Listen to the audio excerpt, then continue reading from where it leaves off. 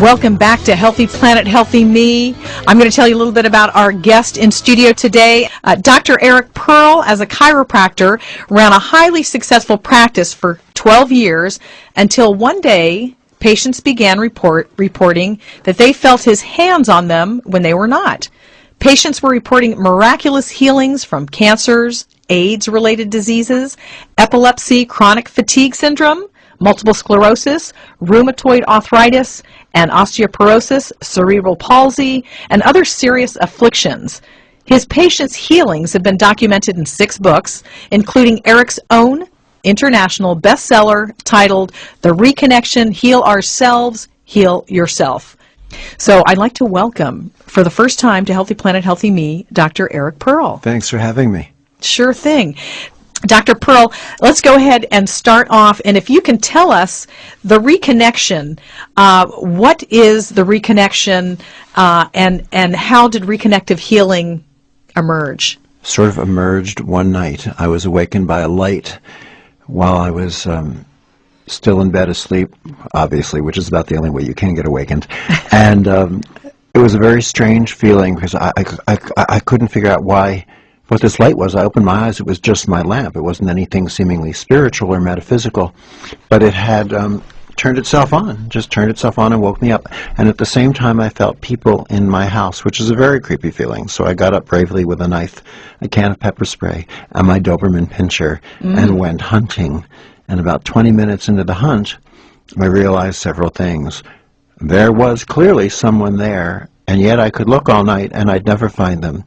And for some inexplicable reason, I finally decided to go back to sleep so I'd be okay for my patients in the morning.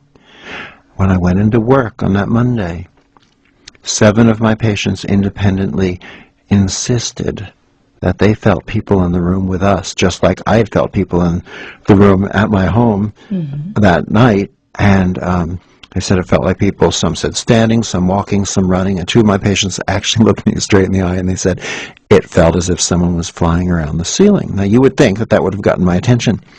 But other patients were saying, I can feel your hands before you touch me. My palms blistered a couple of times, and my palm actually bled once. Not like a stigmata, more as if you took a pin or a needle and accidentally stuck your palm, that little bit of blood that comes out, but just the same there it was. And the next thing we know, people started having healings. They were getting up out of wheelchairs and hearing and vision returning and showing us laboratory reports of their cancers disappearing, and parents were calling in and said, my child with cerebral palsy can walk and talk again. What's going on? What did you do? And I said, nothing, and don't tell anyone, which went over about as big as Nancy Reagan just saying no to drugs.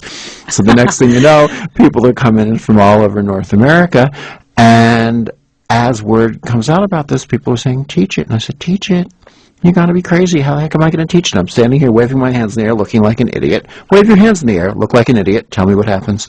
But more and more of my patients would call and say when they got home after their session with me, they walked into their house and their lamp or television or stereo started turning itself off and on and off and on. They felt sensations in their hands. They would hold their hands by someone in their family, and they started having healings too. And that's when we discovered that once you interact with this, what science, what the researchers are saying, is a new level of healing that takes us beyond energy healing that we've never had access to here on the planet before. Once we interact with this, we can then learn how to access it and use it for our own healing, the healing of others, and our own potential evolution of humanity, of mankind. When you talk about once one interacts with this, do you call it a frequency? Is it a frequency? One of the carriers of this is a bandwidth of frequency that is so broad from what we've been able to recognize and determine, and there's lots and lots and lots of research specifically on reconnective healing because it's so different than energy healing, and yet it includes energy healing. So this spectrum, this bandwidth, has energy, light, and information. Now, what we have had before that we've been able to access here have been the energy healing approaches. We've had the subsets of energy, different subsets, and we've given them different names: Reiki, Jurei, Jinshin, Qigong, Mahjong, Beijing, EFG, XYZ, 1, 2, 3, and it's all about me. Breathe it in, blow it out, all the different techniques. And of course, Reiki feels different than Jinshin or than Qigong because they're different subsets of energy. But this spectrum or bandwidth includes the entirety of energy, and even that we've discovered isn't the full set. The entirety of energy in the universe? Right. The entirety of energy is only a subset of what we are calling today the reconnective healing spectrum, which is energy expanding into light and into information. Now, we're not going to have an opportunity today to actually do a healing here on the show. However, if you maybe we can see what it feels like, or if there's a certain energy. I can let someone here feel it, and then they can describe it. Describe it. Okay. So we have Vito D'Ambrosio, who is. We've pulled him in here, one of the producers of the show, and but probably not from across this table. Yeah. I think we're going to have to do a little seating so bring thing your here. chair over there. Vito, why don't you hold your hand just like that for me? Perfect. Now, when we do this work, what I do is I allow my hand to come in, and it begins to float. If I push my hand down, it sort of floats back up as if my arm and hand is made of styrofoam floating on the surface of water. And I'm not pushing, I'm not sending. I follow that sensation, and I almost seem to pull as if it's stretch it outward a little bit. And Vito, when I do this, you either feel nothing or you feel something. So you tell me. I feel something. Here, can you describe it? Can you lean forward and describe it? Or here, go ahead. We'll take that mic. Okay. It feels like, I guess, an energy pulling at my fingers. Now, if we could use a word other than energy so people can actually understand what it feels like, how would you describe the sensation? Well, it seems to be coming from inside of my finger, and it's... Which strikes you funny. Why? It's just not used to having a feeling coming out of my finger. Okay. It's not really... Well, like there, I felt a sensation of like something pushing at my finger in a couple of places up and down the finger, the inside. Now, is it the same as when we started, or has it changed?